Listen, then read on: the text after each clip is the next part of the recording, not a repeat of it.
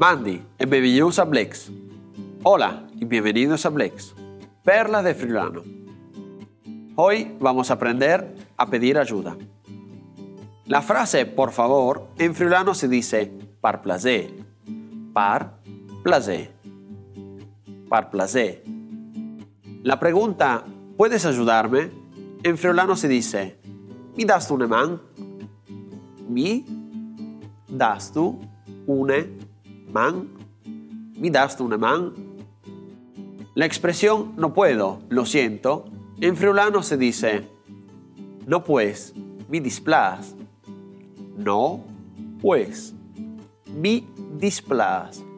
No pues, mi displas. Muy bien, ahora vamos a repetir juntos. Par placer, mi das tu una man? No pues, mi displas. Gracias por tu atención. Mandy, Siviodin, nos vemos. Hasta luego.